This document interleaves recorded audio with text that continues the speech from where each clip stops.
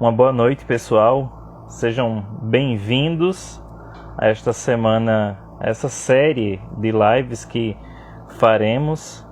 Então, uma alegria estar iniciando um novo tema aqui no nosso canal, no YouTube, mas também em nossas redes sociais.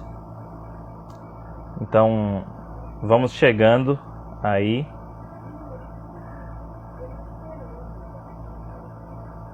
Hoje teremos a participação do Simon, eu e o Simon que vamos dar continuidade, dar prosseguimento à nossa semana de lives. Opa. Olha ele aí, chegou. Boa noite. Uma boa noite, Simon. Seja Boa noite vocês, Alexandre, Lídia, o Gerson que mandou um oi aí. Sejam todos bem-vindos à primeira da nossa série de lives sobre história da igreja, o Mar Vermelho da igreja. Daqui a pouco nós vamos falar um pouquinho a respeito mais por que nós colocamos este nome da nossa série de lives, o Mar Vermelho da Igreja. Não tem nada a ver com tradicionalismo, apesar que nós vamos falar no final. Não tem nada a ver com crise da igreja também, que o pessoal tanto alardeia atualmente, mas nós vamos falar assim, bem... Tem tudo a ver, mas não tanto. Sim, sim. Mas peço que vocês rezem por nós, por essa série de lives que faremos com vários convidados em especiais. E hoje temos a participação mais do que especial do convidado de honra e aquele que fez a motivação, que correu atrás do pessoal, que fez o merchan da nossa série de lives, o Simon. Mas vamos com calma. Vamos com calma. Então, posso me apresentar agora? Meu nome é Simon, eu tenho quase 19 anos, sou estudante de letras, natural da Paraíba, sou tradutor também, né? Já fiz alguns trabalhos aqui para o Apostolado Cardeal Newman. Um dos canais que eu trabalhei mais foi o Tradutor Católico, com certeza vocês vão achar vários vídeos meus lá. Inclusive, um abraço para eles, se eles chegarem a assistir isso aqui, que eles me proporcionaram a primeira oportunidade.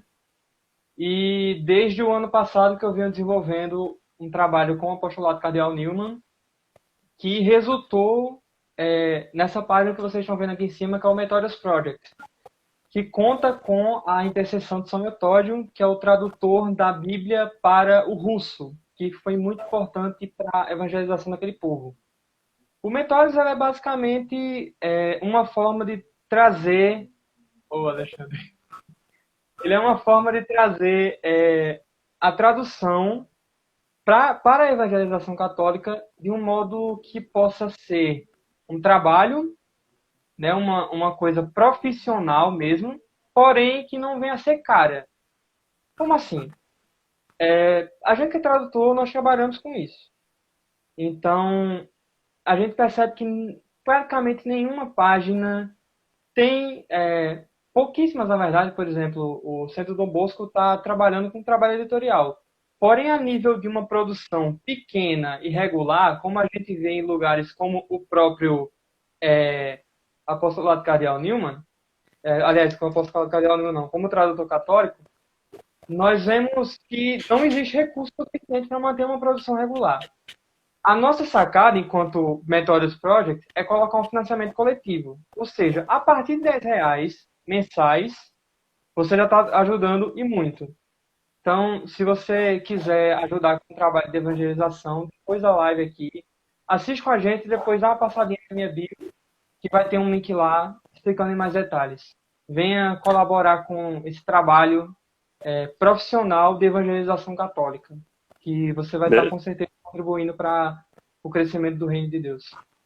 Amém. Deixa eu mandar um abraço para a dona Ana Maria, a mãe do Simon, que está aí. Ele é o nosso garoto prodígio, viu? Deus abençoe. Camisa 10 aqui. Bom, eu acho que a primeira coisa é nós partirmos do início. Por que denominar uma série, uma semana praticamente de lives, chamado O Mar Vermelho da Igreja? Eu quero começar com a citação do Newman e depois o Simon vai explicar por que nós arquitetamos este nome, né? Este tema. O cardeal Newman, no ensaio sobre o desenvolvimento da doutrina cristã, ele, na página 33, esse aí que o Simon está mostrando, ele diz o seguinte: esse texto está na nossa página de voltaaular.org, o Mar Vermelho da Igreja. Diz assim: o protestante deve admitir que, se tal sistema de doutrina que ele agora apresenta tiver existido nos tempos antigos, ele foi completamente varrido, como que por um dilúvio, de modo súbito e sem deixar rastros. Um dilúvio que terá chegado em uma noite e tudo encharcado e apodrecido, levando embora rapidamente qualquer vestígio do que encontrou na igreja antes do cantar do galo. De modo que, quando eles se levantaram pela manhã, sua verdadeira semente eram apenas cadáveres. Isaías capítulo 36, versículo 37. Não cadáveres enterrados, mas sem túmulo. As águas os cobriram. Não restou um só deles. Afundaram como pedras nas águas poderosas. Estranho antítipo, de fato, para os primeiros sucessos de Israel. Então o inimigo se afogou e Israel os viu mortos nas praias. Mas, ao que parece, a água jorrou como uma inundação da boca da serpente e cobriu todas as testemunhas, de modo que nem mesmo seus cadáveres jazem nas ruas da grande cidade. Que o protestante escolha entre as suas doutrinas a que quiser, ele terá de admitir que o suposto dilúvio fez bem o seu trabalho e que, por sua vez, desapareceu, engolido pela terra, sem piedade, do mesmo modo como ele foi impiedoso. Bom, nós queremos começar trazendo aqui um problema que a gente não vai explorar porque seria impossível, que é um problema dentro do protestantismo que não tem uma resolução muito certa, que é o quê? Classificá-lo. Não existe um modo de você dividir os vários grupos, as várias denominações protestantes ou evangélicas, de um modo exato. Porque, antigamente cantava aquela música, né? Cada um no seu quadrado. Não tem como você delimitar onde o quadrado de um termina e o outro começa. Porque cada um vai ter cada indivíduo, não é nem cada grupo, cada indivíduo vai ter mais ou menos uma definição um tanto ligeira de onde que as coisas se delimitam, onde é a marcação, tipo, aqui é o nosso espaço, ali já não é mais. Só que existem alguns poucos pontos que não são 100%, eu vou botar assim 90%, completamente universais. Pontos 90% universais, que são uma coisa que o Eric, lá do AC Católica, falou numa live aqui uma vez, que é o cânon dos 66 livros, né, ao contrário do cânon católico, que é um pouco mais largo, a Bíblia católica é um pouco maior, como a gente sabe. Ou seja, o cânon 66 livros, que é o Antigo Testamento dos judeus e o Novo Testamento comum a todos os cristãos, as 5 solas, em diferentes proporções, aí cada grupo que se explique, só que especialmente um ponto que une todos. Uma convicção de que a Igreja Católica, ou mais especificamente a Igreja de Roma, se desviou do Evangelho como expresso nos tempos antigos do cristianismo. Ou seja, você com certeza já ouviu aquela história dizendo que a Igreja é a grande prostituta do Apocalipse, a grande Babilônia, que Constantino fundou, a Igreja Católica, que botou tudo a perder. É disso que eu estou falando, tá? E é engraçado que não é uma coisa de hoje. O Newman, no século XIX, o Newman, para quem não sabe, ele viveu no século XIX. A gente está falando de um livro de 1845, tá? Naquela época já se divulgava essa ideia. Ou seja, não é algo novo. Muito pelo contrário. Existe essa convicção. Detalhe, o Newman, ele tinha uma aversão e considerava o Papa como anticristo, para vocês terem uma ideia. Você quer ver a versão do Newman aqui? Este sentimento do Newman é partilhado por muitos outros cristãos, por muitas outras denominações que consideram o Papa como anticristo, a Igreja como a besta do Apocalipse e tantos outros mitos. Sim. O Newman, para quem conhece, ele era autor dos Tracts for the Times, né? Que é aquele movimento de panfletos de evangelismo que ele criou dentro da Inglaterra. O número 24, eu dou uma pesquisada, se não me engano, 24, ele fala o seguinte, detalhe, ele inclui isso na apresentação à primeira edição. Ele incluiu isso no livro. Ele falou assim, faz mais de 11 anos que o autor dessas páginas, em um dos primeiros números dos Tracts for the Times, assim se expressava. Olha só as palavras dele.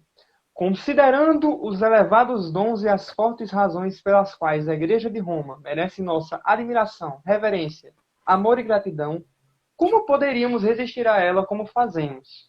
Como poderíamos evitar enternecer-nos e correr para entrar em comunhão com ela, se não pelas palavras da verdade que nos levam a preferi-la ao mundo inteiro? Calma que tem mais. Aquele que ama seu pai ou sua mãe mais do que a mim, não é digno de mim. Ele usa isso em referência à Igreja Católica. Como poderíamos aprender a ser severos e a julgar, senão pela advertência de Moisés, até mesmo contra um mestre divinamente inspirado que pregasse novos deuses, ou pelo anátema de São Paulo, até mesmo contra anjos e apóstolos que trouxessem uma nova doutrina? É o mesmo sentimento. É o sentimento de que uma suspeita, uma certeza. Esses caras colocaram tudo a perder. Roma colocou tudo a perder. É como, para explicar o título da série, é como se Israel tivesse passado, o novo Israel, que é a igreja, passado no meio do Mar Vermelho, só que dessa vez eles se afogaram lá. Essa é a ideia do título da série. Porém, ele fala que mal sabia que, quando ele assim escreveu, chegaria um momento que ele consideraria esse obstáculo como destituído de fundamento sólido. Ou seja, o Newman, nos seus próprios estudos, a gente está falando de um teólogo que também era professor universitário de Oxford, o cara não era pouca coisa. A gente está falando de um cara que, estudando, refletindo, orando, lendo, pensando principalmente, ele chegou à conclusão. Esses obstáculos que eu estou colocando aqui diante de mim como um impedimento para que eu me una com Roma, né? A gente pensa que a igreja anglicana tem uma história bem intrincada com a igreja de Roma mesmo. Né? Não é que nem outros grupos protestantes que não se sentem tão conectados. Os anglicanos não. Ou seja, este sentimento do Newman de que existia um obstáculo fortíssimo, sólido, como as palavras da verdade, ele descobriu que não era mais do que um castelo de areia.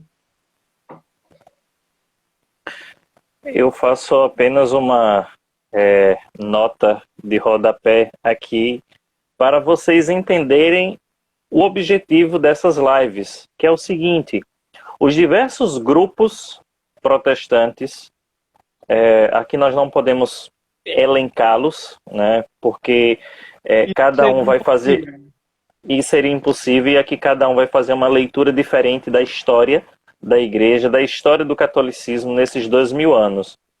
Se tem uma coisa que eles constatam é o seguinte, que a igreja católica se corrompeu, que a igreja católica está corrompida.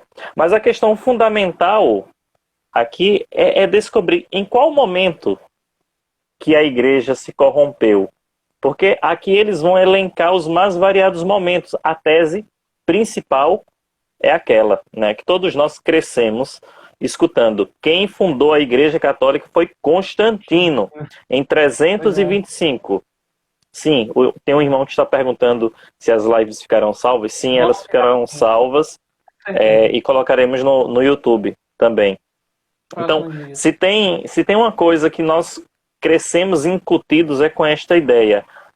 A Igreja Católica, ela está corrompida. Mas a questão aqui é o seguinte, em qual momento que ela se corrompeu? Alguns vão dizer...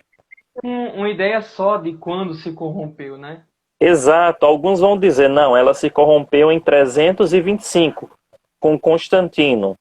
Outros vão colocar um pouco mais para frente e vão colocar ela durante a Idade Média. Na verdade, a Igreja se corrompeu na Idade Média, né? Outros vão colocar um pouco mais para frente, mais tardio, ao final da Idade Média, ali no período de Lutero. Então, Lutero foi o grande iluminado que recuperou a igreja, que havia se perdido, que havia sido mergulhada no Mar Vermelho. E ele recuperou o cristianismo primitivo. Eu queria fazer uma ressalva aqui.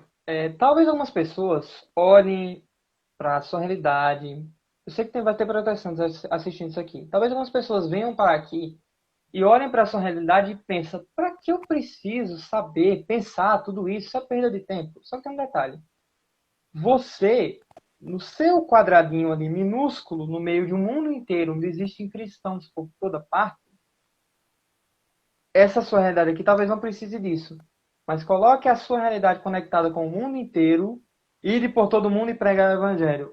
Olhe como a sua realidade está conectada com o mundo inteiro e pense: eu preciso saber disso para entender o todo, o corpo de Cristo como um todo? Sim, eu preciso. Não é possível se isolar num quadrado e dizer: eu estou tranquilo. Porque as coisas não são assim. Se você quiser permanecer na ignorância, aí não é problema meu. Mas Então, que as coisas na realidade não funcionam assim, elas não funcionam. Então, o objetivo das nossas lives serão constatar uma única coisa, que aquela nota característica da igreja, a igreja tem 4 notas, né? Una, santa, católica e apostólica. A primeira nota da igreja é que ela é una. E quando nós falamos de unidade, aqui não se restringe só ao âmbito doutrinal. Unidade aqui não é só no nível doutrinal, sacramental, mas unidade aqui também significa uma continuação histórica. Ou seja, a igreja, no decorrer dos séculos, ela não se corrompeu. A igreja, no decorrer dos séculos, ela se desenvolveu na sua doutrina, nos seus ensinamentos. E o que nós podemos constatar é o seguinte, que esta mesma igreja de 2021 é aquela mesma igreja do século XVIII, aquela mesma igreja do século XV e por aí vamos chegar até Cristo. E nós podemos dizer, nós estamos na única igreja de Cristo, a igreja que não se perdeu na história, a igreja que é una. Ô Gerson, tem um problema também. Não é só quando. O problema não é só dizer quando a igreja se corrompeu, mas como.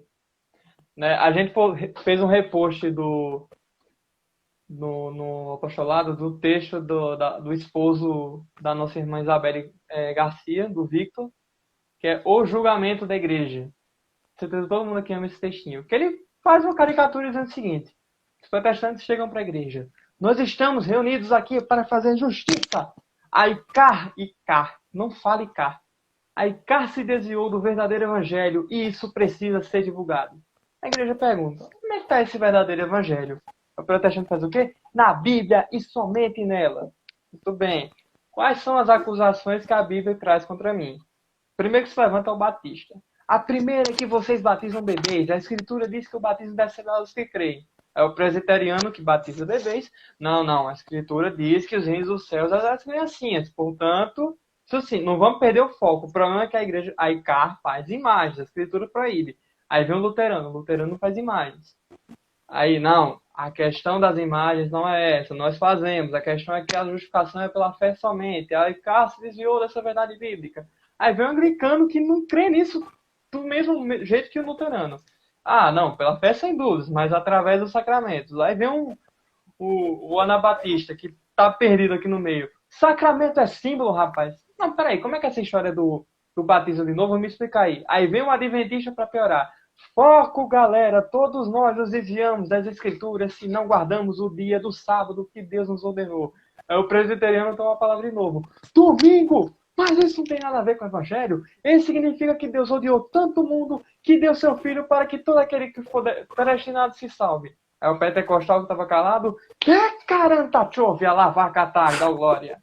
A igreja... Deixa eu respirar aqui que eu tô perdendo. Será que vocês podem se unir e decidir onde é que a gente errou? Aí eles gritam todos: nós estamos unidos, é que nossa união é invisível, vocês não conseguem ver, muito menos a gente. Nós estamos unidos na Bíblia. Muito bem.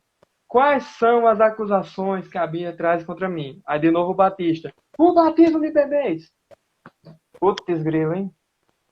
E lá vamos nós. Ou seja, aquilo que o Newman falou.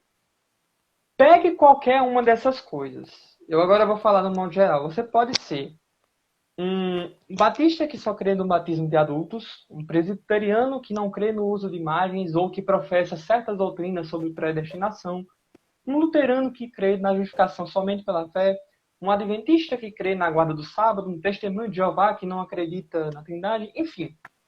Para você justificar a sua tese, você vai ter que necessariamente afirmar uma coisa. Que ela existiu nos tempos, vamos usar a nomenclatura agora que vai ser melhor, nos tempos bíblicos, porém ele sumiu como se tivesse passado um dilúvio e não tem mais rastro disso. Todo mundo deixou de acreditar. Todo mundo deixou de acreditar. Acontece que, para as definições do catolicismo, para a visão dos cristãos católicos, é que, se isso for verdade, nós não temos tantos motivos para acreditar no próprio Cristo. Por quê?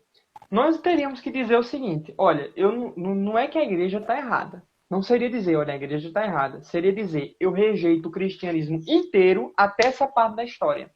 Porque a gente vê que o cristianismo teve aquele sistema que hoje você fala como corrupto por um período extremamente significativo. Então, no mínimo, você teria que dizer, olha, Deus nos deixou no erro até Lutero.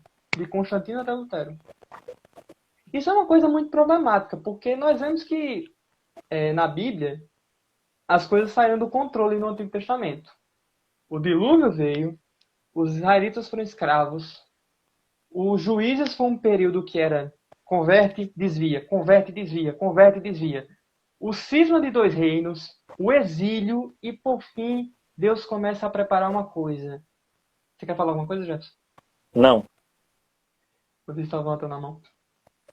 Por fim, Deus começa a preparar uma coisa desde o início. Você vê essa ideia no Antigo Testamento inteiro. Primeiro ele já diz, eu porei inimizade entre o teu descendente e o descendente da mulher. Ele vai esmagar a tua cabeça. E você vai ferir o calcanhar dele. O arco-íris sela uma promessa também, depois do dilúvio. Moisés, inclusive, foi a primeira leitura de ontem, eu acho. Se não me engano, foi ontem, Deuteronômio, anunciando um profeta como ele. Foi ontem, né? Foi. Sim. A primeira leitura da missa de ontem. A Davi, Deus disse, eu vou colocar uma descendência eterna no teu trono. Um descendente eterno no teu trono, que a gente sabe que é Cristo. E ainda em Ezequiel, Deus começa a dizer, eu vou tirar essa lei que está escrita em tábuas de pedra e vou colocar na carne das pessoas, no coração deles, em tábuas de carne. E a gente vê isso, por fim, no livro de Hebreus. Muitas vezes e de diversos modos, outrora falou Deus aos nossos pais pelos profetas. Ultimamente, tem algumas traduções que dizem, nesses tempos que são os últimos, nos falou pelo seu Filho, que constituiu herdeiro universal pelo qual criou todas as coisas. Ou seja, agora a gente está no tempo definitivo. Nós temos o tesouro da fé inteiro. Nós não precisamos esperar um Messias, um juiz, um libertador, um rei, porque tudo isso está dentro de Jesus Cristo. Nós só precisamos esperar a sua segunda vinda. Então seria uma ideia muito estranha pensar que este credo, esta religião definitiva, esta aliança eterna firmada pelo sangue do Cordeiro, aliás, essa igreja fundada sobre a rocha e não sobre a areia foi varrida por uma chuva de um modo tão brutal. Lembrem-se aí da parábola da casa sobre a rocha e a casa sobre a areia. Parece até que a igreja de Cristo foi construída sobre a areia e quando vieram as primeiras dificuldades persistentes, ela se corrompeu por completo. A noiva de Cristo se perdeu. Você percebe, você está começando a perceber agora, o quanto que essa ideia coloca em risco a nossa fé em Jesus Cristo? Porque a questão é o seguinte, não é só você duvidar de homens e doutrinas, mas é daquilo que Jesus instituiu. Quem vos ouve, a mim vos ouve. E esses mesmos que receberam essa promessa de quem vos ouve, a mim vos ouve, que foram os apóstolos, instituíram pessoas no lugar deles e deram a mesma autoridade. Então, se a gente vai duvidar da própria igreja, a gente vai duvidar do próprio Cristo, a gente vai duvidar do corpo de Cristo. Essa é a verdadeira consequência de uma ideia de você dizer que a igreja, a Icar, se desviou, que ela é a Babilônia, que ela passou por um cativeiro babilônico, como diz Lutero, né? Essa é a consequência. Como é que você ainda consegue ser cristão pensando numa coisa dessa? Além disso, muitas passagens bíblicas e muitas promessas de Cristo são, vamos dizer assim, reduzidas a ruínas, a cinzas. Então, por exemplo, quando Cristo diz que as portas do inferno não prevalecerão contra a igreja, então quer dizer, se a igreja se corrompeu na história e se nós precisamos voltar ao que era a igreja, então é porque essa igreja não era verdadeira. Então quer dizer que aquela palavra de Cristo era falsa, né? Então quer dizer que aquilo que São Paulo dizia como a igreja, coluna e sustentáculo da verdade, também é falso, né? Também quer dizer que aquilo que Cristo disse, eu estarei convosco todos os dias, também é falso. Tudo isso é bíblico, viu? Isso é bíblico. Tudo cai por terra. Cai por terra também a plena assistência do Espírito prometida a Cristo, a sua igreja. Eu rogarei ao Pai para que vos envie um paráclito e ele vos levará à plena verdade. Então, esta palavra de Cristo também é reduzida a ruínas, a nada. Ou seja... Antes de você continuar, o jeito mais fácil da gente especificar isso é você pegar Mateus 23. É quando Jesus diz que... eu já vi um comparativo certa vez das afirmações de Roma com as afirmações dos judeus antigos. Eu já vi um comparativo, porém, essa ideia pegou uma verdade. Por quê? Se você acredita que a igreja se desviou, você acredita que ela chegou no mesmo estado que chegaram os doutores da lei e os escribas. Ou seja, a instituição que Deus instituiu e deixou aqui para ser a sua noiva, chegou ao ponto de ser um sepulcro caiado, de ser um bando de doutores e fariseus hipócritas que seguem mandamentos mais humanos e desprezam os mandamentos divinos. Se você ler Mateus 23 sobre essa ótica, você vai perceber, as acusações são as mesmas. Então, como é que poderia Cristo ter permitido, sendo que ele disse, eu vou mandar um paráclito, eu vou escrever a lei no coração de vocês, eu vou preservar vocês até contra as portas do inferno. Como é que a gente acreditaria nisso? Eu estarei convosco todos os dias até a consumação dos séculos. Pensando que a igreja dele está deste estado. Não tem como. Não tem como. É impossível você crer em Jesus Cristo e crer que a igreja está desse jeito. Eu sei que alguns irmãos, ao chegarem nesta parte, podem até estar concordando conosco, mas se perguntarem assim, tá, tudo bem, vamos fingir que vocês estão certos, mas como então vocês explicam algumas práticas como a devoção à Virgem Maria, o purgatório e tanto a questão das imagens? Tararara. Vamos lá. Eu vou citar primeiro aqui um texto de um amigo meu. O nome dele é Rafael Camisão. Esse texto foi postado há algum tempo atrás no Facebook dele. Ele me cedeu o texto. Obrigado aí, Rafael. Tamo junto. O Rafael, só para contextualizar aqui as palavras do texto, ele é ortodoxo, tá? Ele é um cristão ortodoxo aqui do Brasil. Ele vai dizer o seguinte: algumas pessoas chegam para mim e falam, os primeiros cristãos no tempo bíblico não eram apenas cristãos. Eles não eram católicos nem ortodoxos, não tinha essa coisa toda, era cristão. Aí ele fala o seguinte, peraí, meu amigo, os primeiros cristãos não eram nem cristãos, eles eram nazarenos. O nome cristão surgiu lá em Antioquia, que foi em Atos 11. Quando eles se espalharam para lá, surgiu esse nome. Aí ele vai dar uma ideia aqui bem interessante. Embora a fé seja una e inalterada, Não havendo diferenças substanciais criadas pelo tempo, a expressão dela depende da necessidade.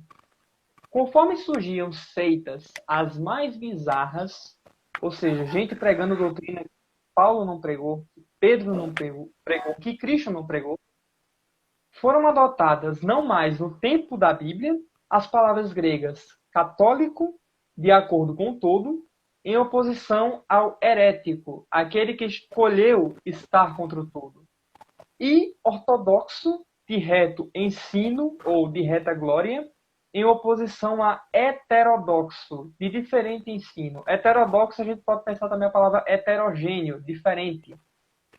Percebam? O que é que a gente pode pensar aqui? O primeiro desenvolvimento da igreja, aliás, a própria noção de desenvolvimento se você comparar a igreja de hoje com a igreja de muitos anos atrás, tem diferenças significativas e que saltam aos olhos. Porém, elas não são corrupções, desvios, elas são desenvolvimentos. Do mesmo jeito que eu, há certos anos atrás, era um pequeno adolescente que era parecer um rato com o bucho grande e os braços finos, eu estou crescendo e estou virando adulto, mas eu sou ainda o mesmo ser humano. Do mesmo modo que uma criança vira um adolescente, um adulto e um velho, e é diferente, mas ainda é a mesma coisa. Por quê? Porque no próprio cerne da coisa, no próprio núcleo da coisa, já está querido um desenvolvimento. A gente pode pensar isso, por exemplo, numa coisa que Jesus chama a atenção aos apóstolos lá em Atos 1. Deixa eu achar uma referência. Os discípulos vão perguntar para ele: Senhor, é agora que vai restabelecer a realeza para Israel? Ou seja, numa ideia de que Jesus ia derrubar o Império Romano e trazer de volta o reino davídico. Só que Jesus disse: não cabe a vocês conhecer os tempos e circunstâncias que o Pai definiu com sua própria autoridade, mas vocês vão receber a força do Espírito Santo que descerá sobre vocês. O Espírito Santo ficou encarregado de desenvolver essa ideia na mente deles e na mente de todos os cristãos até o fim dos tempos. E é claro que a gente retoma aquele texto de João, capítulo 16, quando Cristo disse... Então, cite, pode falar. Tenho ainda muitas coisas para dizer-vos, mas o Paráclito vai dizer tudo isso. E tem uma outra coisa em João que deixa isso claro. Se a doutrina cristã, se o ensino cristão, o ensino sobre Jesus Cristo que leva até a salvação, estivesse todo compilado na Bíblia, seria que nem o final do Evangelho. Nem todos os livros do mundo iam caber. Porque não tem como você esgotar a verdade sobre Deus. Ela é uma coisa que quanto mais o tempo passa, mais ela se desenvolve. E aqui o Rafael ele chama a atenção uma coisa que já está sinalizado na Bíblia. A gente pode perceber isso principalmente em Paulo. Paulo ele lutou contra várias seitas, várias divisões que contestavam, não só pregavam coisas diferentes, mas contestavam ele como apóstolo. E ele dizia: nós ensinamos essa doutrina. Quem ensinar alguma coisa, mesmo que seja um anjo diferente do que a gente está falando, é amaldiçoado, é excomungado, é anátema. A palavra grega para isso é anátema, amaldiçoado, fora da nossa comunhão, não tem parte conosco. Né? É até uma expressão que os demônios usaram para Jesus lá no endemoniado de Gerasa. O que nós temos a ver contigo? Não quero nem saber. O que nós temos a ver? Anátema.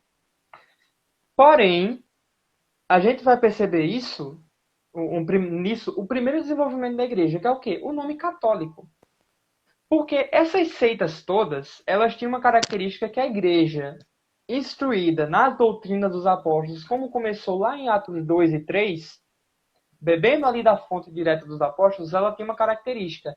Em todo lugar que você fosse, eles iam falar a mesma coisa.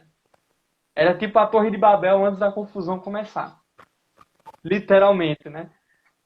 É a mesma coisa de você ir em um lugar, encontrar um ensino e ir para outro lugar extremamente distante e perguntar: aqui segue fulano de tal, aqui segue o apóstolo Paulo? Sim, falam a mesma coisa. Só que as seitas, elas não tinham concordância. Nem os membros de uma seita de um lugar concordavam com os membros da mesma seita, só que de outro lugar. Eles não se sentiam em concordância, eles se dividiam, eles eram livres. E ainda ficavam dizendo que estavam sendo fiéis ao que foi entendido. Por exemplo, tem gente que até hoje prega que, assim como foi no tempo de Paulo, que os cristãos precisam se circuncidar, porque isso é uma pureza primitiva. Só que o Newman começou a pensar uma coisa. Não, a gente não vai apelar para o início, ao invés de para poder explicar a doutrina da igreja. Não. Para a gente achar a verdade, a gente vai olhar como é que as coisas estão agora. A gente só vai ter que fazer o fio condutor. A gente vai pegando aqui e daqui a pouco acha o carretel. Vai puxando o fio. Uma hora acha. Essa é a ideia. Porque todos os hereges apelam à antiguidade para justificar seus erros. Alguns exemplos históricos aqui. Ário, que foi o heresiarca do arianismo, né? A doutrina que nega que Jesus é consubstancial ao Pai, que ele é da mesma substância que o Pai, igual ao Pai. Ele poderia muito bem apelar aos padres da igreja, aos escritores que vieram depois dos apóstolos, que tinham uma linguagem claramente parecida com a dele, para dizer que a explicação tardia, atrasada, velha do concílio de Nicéia não era a explicação adequada. Alguns judaizantes tentam fazer essa ideia de que a circuncisão ainda vale, né? Gente que quer trazer influência judaica para o cristianismo, dizendo que o Antigo Testamento interpreta o Novo. No sentido de que as leis judaicas, como a circuncisão, ainda são necessárias para nós. E todo mundo sabe que o Novo clareia o Antigo, e não o contrário. O Novo é o Antigo aberto. O Antigo é o Novo selado. Os dois complementam. Lutero dizia que Roma introduziu um sistema de superstições. Os calvinistas acreditam que a Igreja Católica abandonou o Evangelho que teria sido fixado no Concílio de Trento ao abandonar as doutrinas monergistas supostamente encontradas nos padres da Igreja, ou seja, Agostinho. E até mesmo alguns ditos católicos estão divulgando a ideia por aí de que uma grande apostasia que está arrasando a ortodoxia da nossa fé, a versão correta da nossa fé, está ocorrendo desde os anos 60.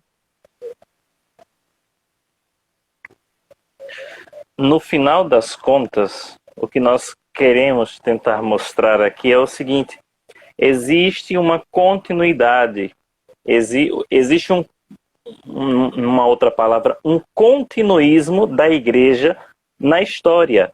E ao mesmo tempo tudo... E que não pode ser quebrado, né? Então, a própria ideia de um desenvolvimento da doutrina é algo inerente, é algo próprio da fé. Assim como nós, homens, um ser humano, ele possui um desenvolvimento, a fé também, ela não cai de paraquedas e vamos dizer assim, nós já sabemos como devemos crer, o que devemos crer. Não, nós temos os rudimentos, mas esses rudimentos, esses fundamentos, eles vão sendo desenvolvidos. Eu vou dar 2 exemplos aqui, próprios da Sagrada Escritura. Quando você olha para o livro do Gênesis e você vê a serpente, quem você automaticamente associa? Você associa a serpente com quem? Com o diabo. Mas por que você diz que é o diabo? Não é porque o texto está dizendo, mas porque este personagem, ele só vai ser descoberto, desvelado no Apocalipse capítulo 12, versículo 9, quando São João diz assim... Uma pergunta aqui. Isso significa que mesmo a tradição passa pelo desenvolvimento? Sim, a própria tradição é um desenvolvimento. Não existiria tradição da igreja se não tivesse 2000 anos para poder desabrochar. O Papa Bento XVI... rapidinho, o Papa Bento XVI dizia que a tradição não é um elemento engessado, é um elemento vivo. Sim, e o Newman ele diz isso, a doutrina cristã é uma doutrina viva. A concepção que algumas pessoas têm de tradição é uma coisa que está engessada ali. E outra coisa, é algo que as pessoas podem interpretar de um modo diferente. Ou seja, existem conceitos do que é tradição e do que não é. E esses conceitos diferem, não tem uma opinião unânime no meio disso. Então, existe um desenvolvimento aqui dentro da própria Sagrada Escritura. Então, a serpente, ela só vai ser associada ao demônio muito tempo depois, só em Apocalipse, capítulo 12, versículo 9, que diz o seguinte: o grande dragão foi lançado fora.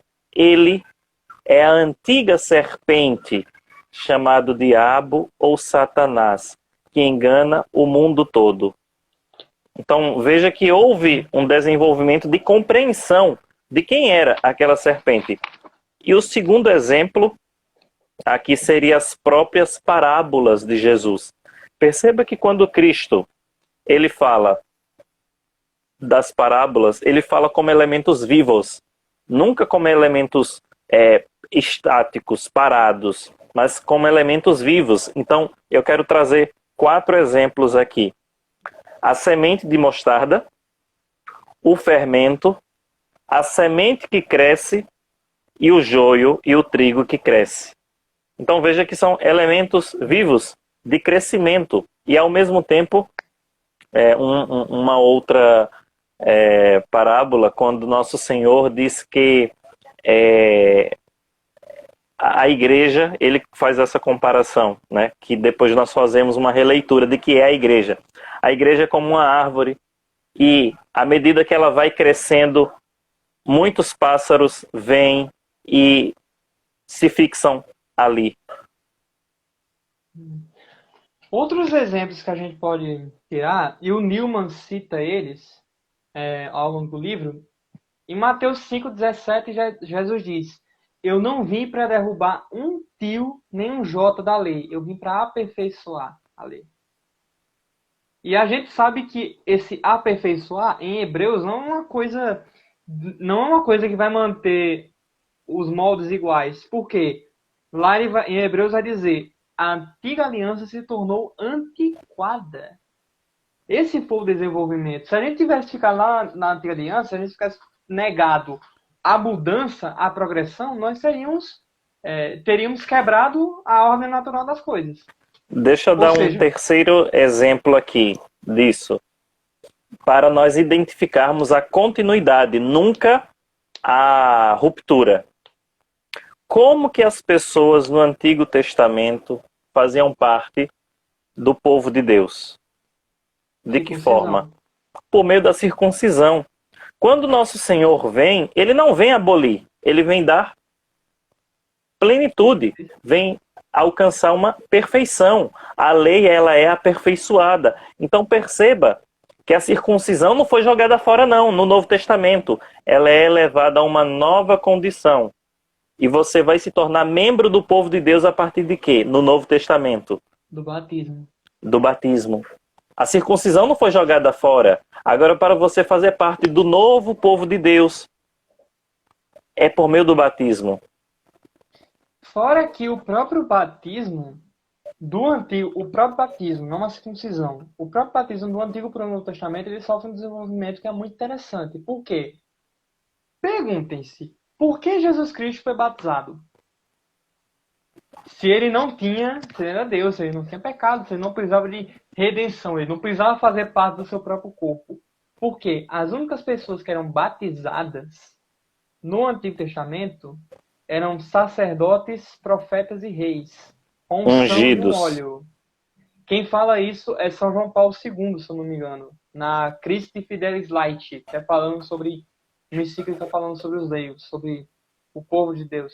Ou seja, quando Jesus Cristo tomou o batismo, ele pegou a circuncisão e faz a pessoa membro do povo de Deus e trouxe aquela unção de sacerdócio, profeta e rei numa coisa só. Não é à toa que Pedro disse que nós somos povo santo, nação eleita, sacerdócio real.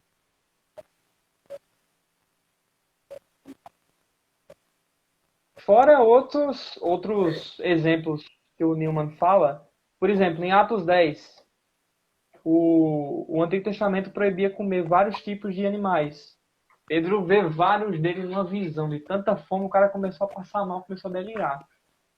Começou a ver e falou assim: meu Deus, eu não vou comer isso. E Deus dizendo para ele: mata e come.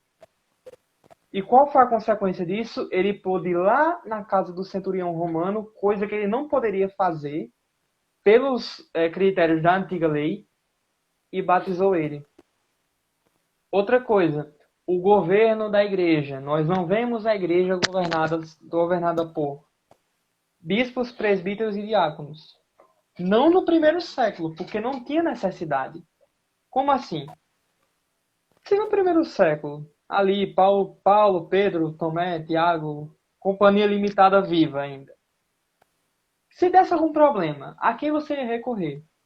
Ao apóstolo. Você não ia recorrer ao episcopo, ao bispo, que na época ainda se confundia com o presbítero. Ninguém ia recorrer ao supervisor da comunidade, ia recorrer a Paulo. Eles iam no final recorrer a Paulo. Porém, quando os apóstolos foram morrendo, disseram: a quem que a gente pede ajuda agora? Então criou-se governos monárquicos, monarquias em cada região. Cada região tem um bispo, que constitui várias dioceses. E é assim que a gente chega no governo de hoje.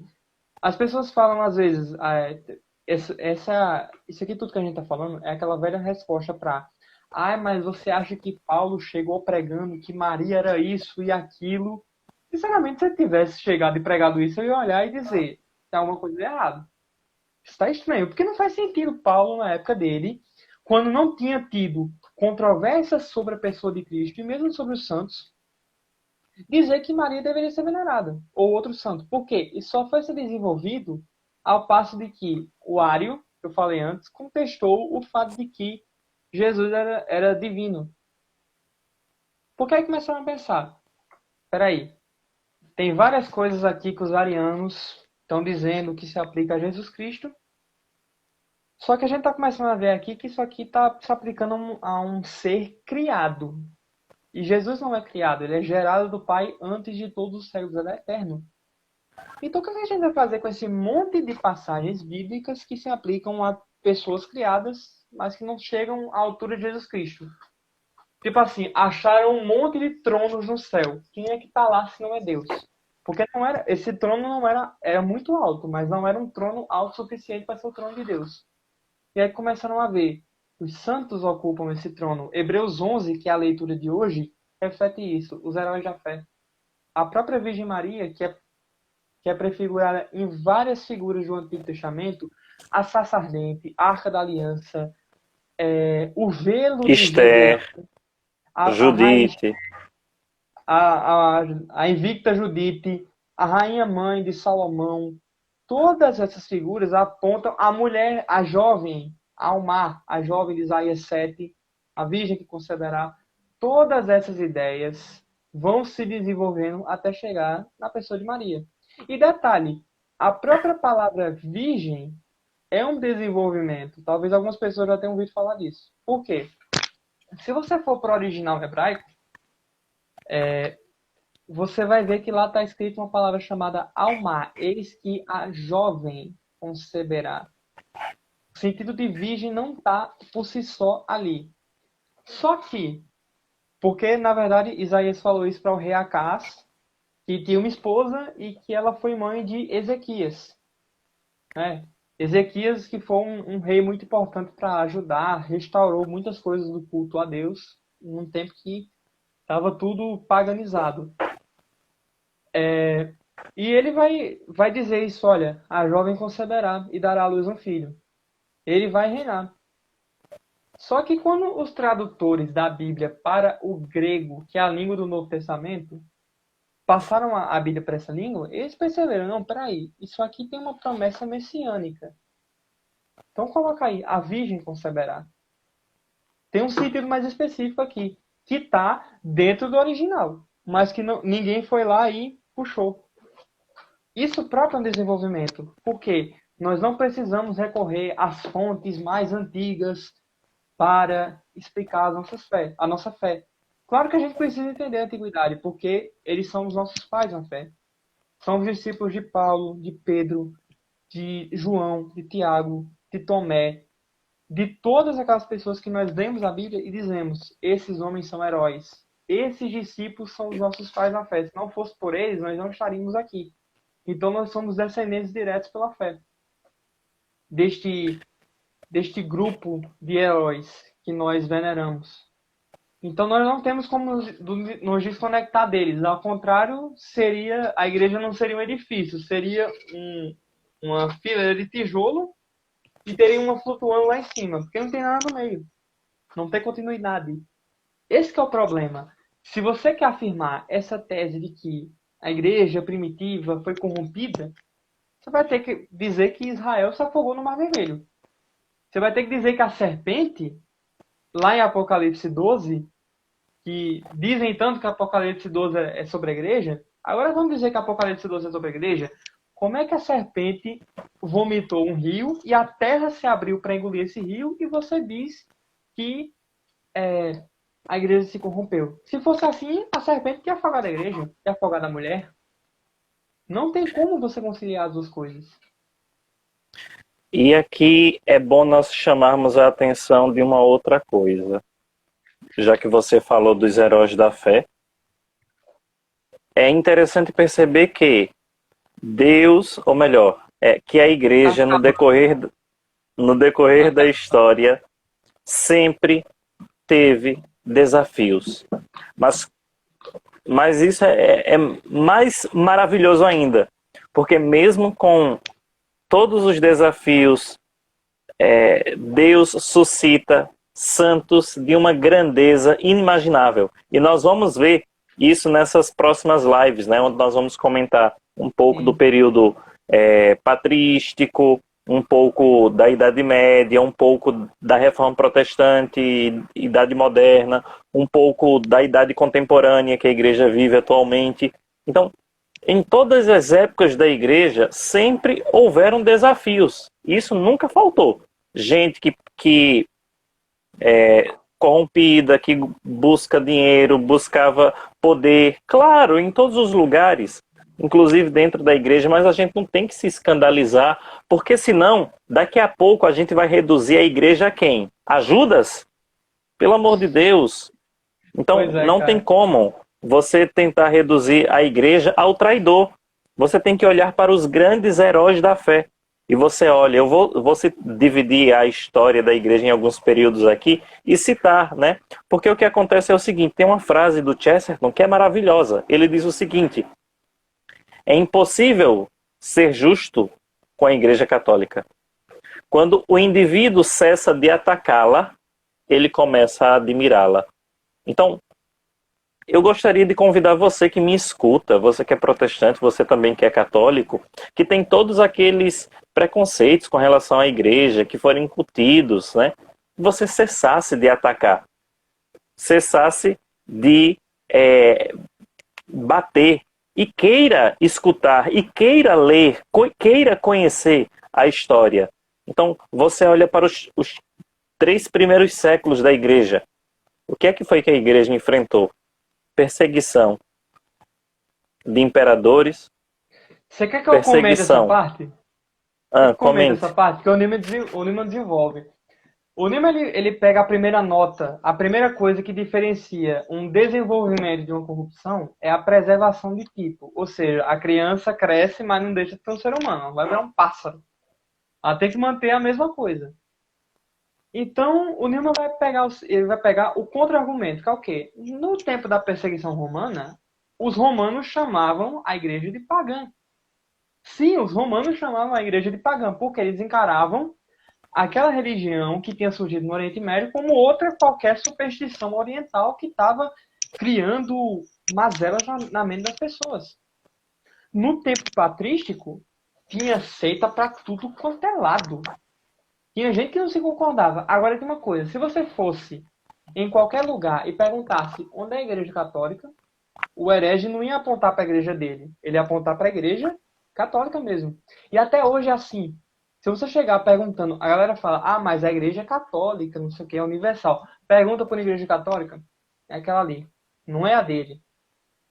E outra coisa, no período que as heresias começaram a atingir proporções oficiais, né, que foram os arianos de raça gótica, que eram uma invasão de bárbaros no Império Romano, que trouxe aquela heresia ariana dentro da própria fé deles, os nestorianos, que cismaram e foram para a Pérsia, os monofisistas, que ficaram ali na África e no Egito. E sabe o que eles diziam? Ah, olha esse romano aí. Chamava de pagão, de católico e de romano. Isso parece com o quê? Se tem alguma igreja, eu vou pegar aqui as páginas do Numa, porque não tem como não. Tem que achar agora que o capítulo é grande. Não tem como você não pensar, olhar para isso aqui e dizer. Faz todo sentido.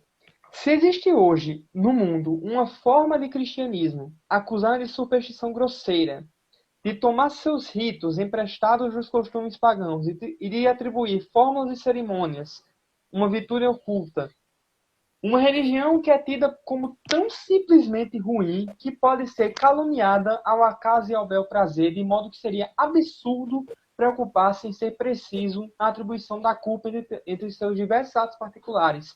Uma religião que é considerada campeã e o instrumento das trevas e que é uma perversão que invoca a ira da terra sobre o céu. Se existe tal religião hoje no mundo, ela não é diferente do cristianismo como aquele mesmo mundo o viu quando ele surgiu do seu divino autor, lá daqueles séculos antes de Constantino. E aí, Gerson, eu queria chamar a atenção para também uma coisa. A gente vê tudo isso aqui. E aí vem o jovenzinho que está empolgado com algumas coisas dizer que a igreja está passando pela maior das crises. Cara, não tem governo nos perseguindo ainda.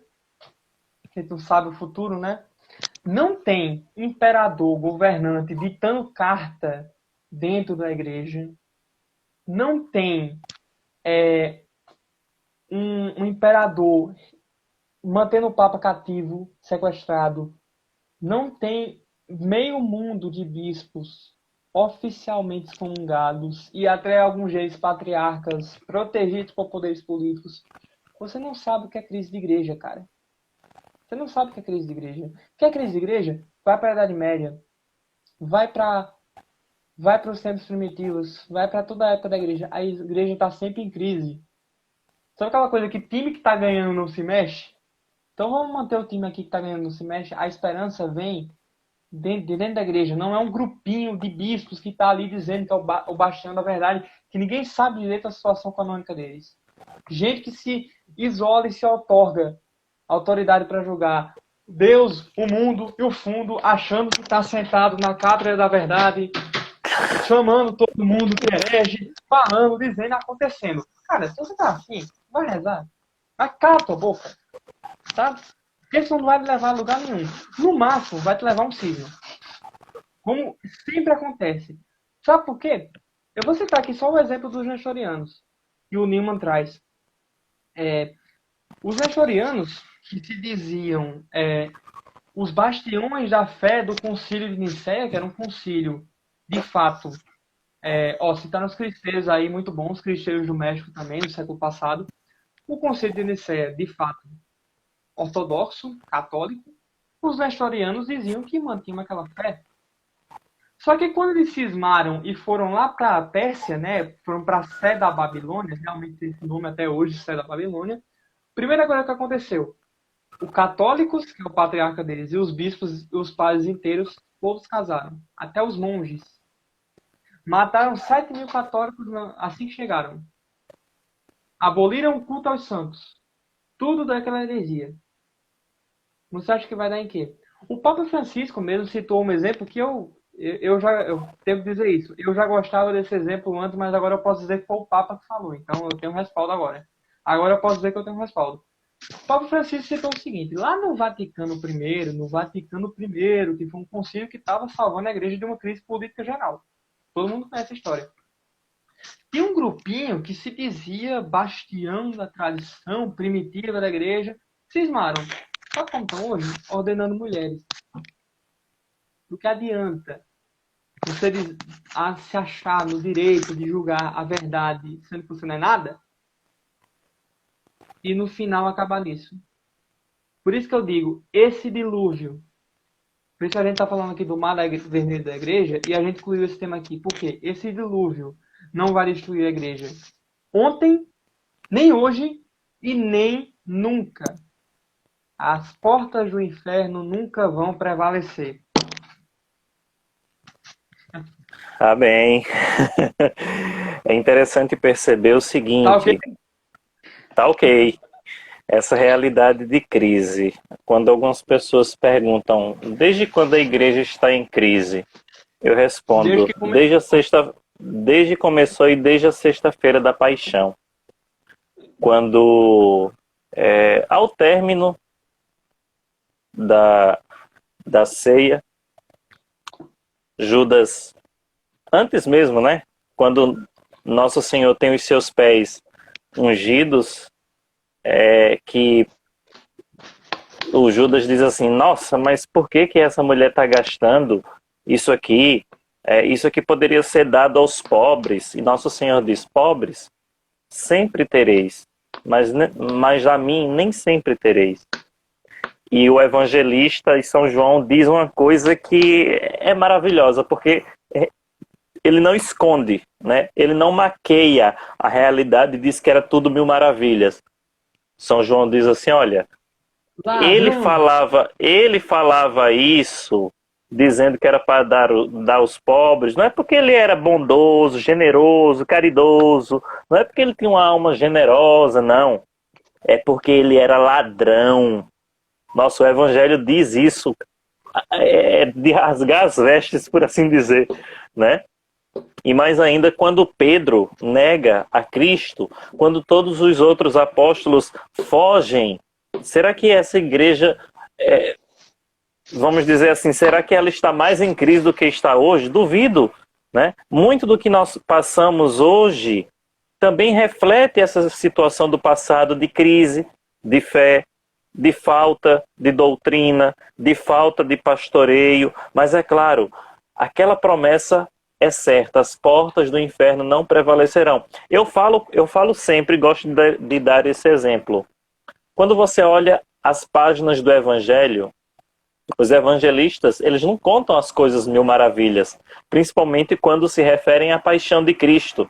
Imagine só, o evangelista coloca... Todo mundo fugiu. Agora imagine só, Cristo crucificado, sangue, dor, sofrimento, Maria aos pés da cruz, um cenário tenebroso, de escuridão, de trevas, de tremor. Ele tem o seu lado transpassado. E nessa hora, um homem, um pagão, um centurião romano, quando vê todo esse cenário trágico, negro, terrível, ele é capaz de fazer um ato de fé. Um ato de fé que nós também precisamos fazer nesses tempos de igreja que estamos passando. Verdadeiramente, este era o Filho de Deus. Isso é fantástico. Porque a gente olha para toda essa realidade conflitante que a igreja vive, de perseguição, como ela sempre viveu, de crise, como ela sempre viveu.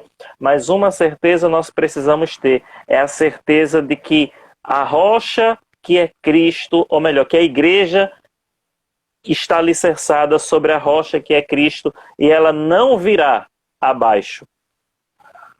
Porque assim quem sustenta essa igreja é nosso Senhor. Assim como não veio para aquele momento. Porque existia uma pessoa que no meio daquilo tudo não perdeu a fé. Porque ela estava desde o início, como diz São Lucas, e o Newman cita esse exemplo, guardando e meditando em seu coração. Ela estava ao pé da cruz e ela teve fé o tempo todo. Ela não estava, deixa eu fazer uma cena aqui, ela não estava chorando, ela não estava desesperada, ela não estava pedindo copo com água e açúcar, ela não estava alardeando crise na igreja, cadê os apóstolos? Ela não estava ela estava firme naquela promessa que havia recebido no dia da anunciação, que o teu filho reinará sobre o trono de Davi.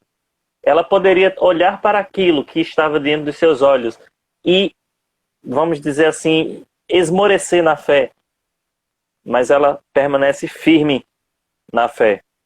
A Virgem foi aquela que salvou e salva sempre a igreja de todas as heresias, de todas as crises.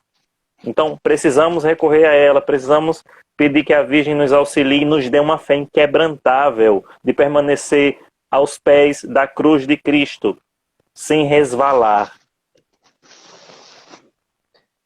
Bom, eu acho que a gente esgotou o que estava no roteiro, né? Eu não sei se a galera aí vai ter pergunta. Eu quero falar só de uma única coisinha, né? Que Se alguém tiver eu colocando aqui no chat que eu vou dando uma anotada. Eu digito rápido ou ok. anoto.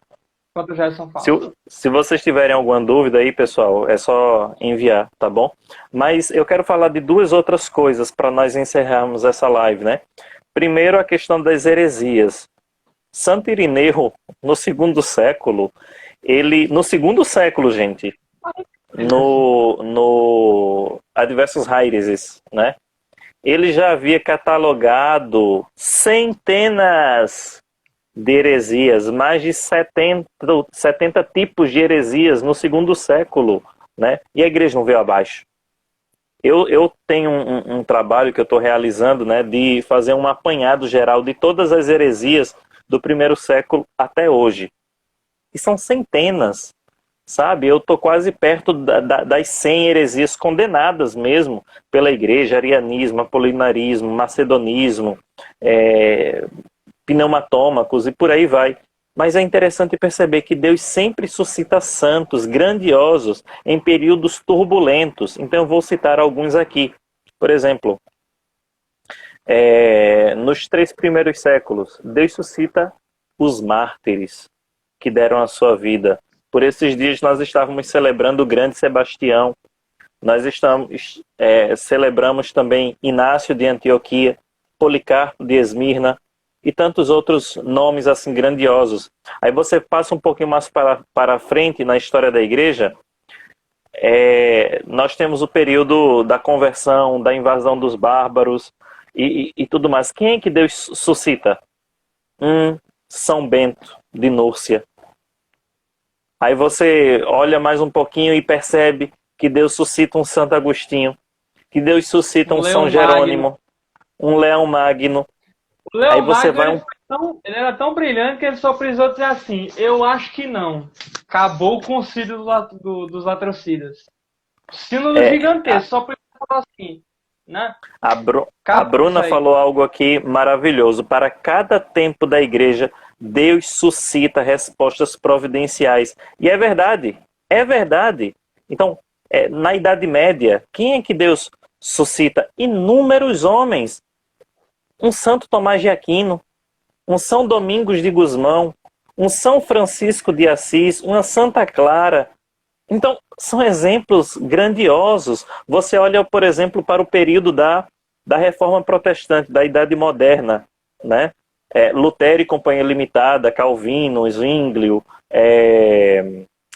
aquele senhor lá, Henrique VIII. Então, quem é que Deus suscita? Deus suscita Inácio de Loyola, fundador dos jesuítas. E o Newman fala muito bem, viu? Do Inácio de Loyola.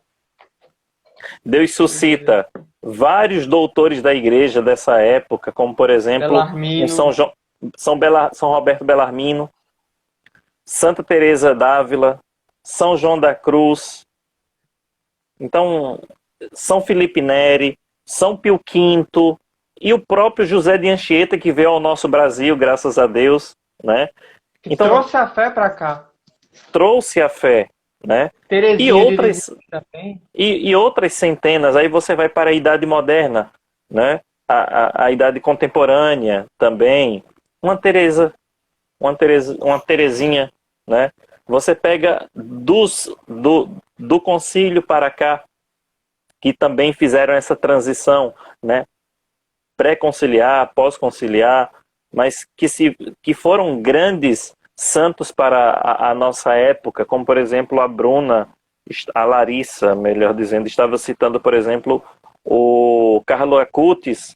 Nós temos um São José Maria Escrivá, nós temos um São João Paulo II, nós temos um Funtum Shin, nós temos tem um outro grande nome,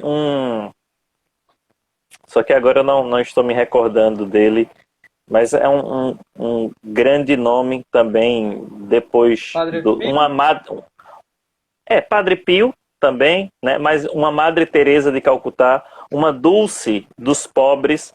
Então Deus sempre continua levantando os santos para a sua igreja, para Uma dar coisa testemunho de que a igreja está viva na história.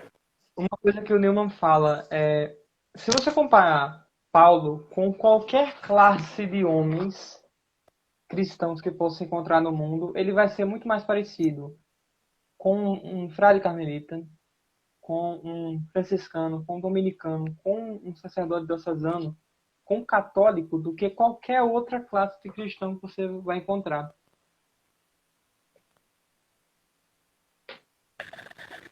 Então Deus suscita gigantes para a nossa época, né? Então, meus irmãos, que vocês possam nos acompanhar durante essa série de lives. A próxima será sexta-feira, às 8 da noite, com o Alexandre e o João Carlos Facchini. Eles... Só Hã? uma correção. Eu falei com o Sábado. Alexandre em Hã? gente, vai ser adiada essa live. A gente vai avisar, não se preocupa, a gente fala. Já está na negociação, mas a gente Ok. avisa. Ok, então fiquem aí atentos às nossas lives. E Deus abençoe. Rezem por nós, rezem pelas conversões. Temos muito Visitem, trabalho pela frente. apoiem a gente lá. Visitem o nosso site de voltaolar.org, se inscrevam no nosso canal lá no YouTube, colaborem na iniciativa do Metódios, né? Ajudem nos projetos de tradução. Precisamos muito. Que faz E parte você? da nossa network aqui de Apostolado Cardeal Newman. E rezem por nós, por nossa perseverança e até a próxima live. Valeu, Jafão. Tamo junto.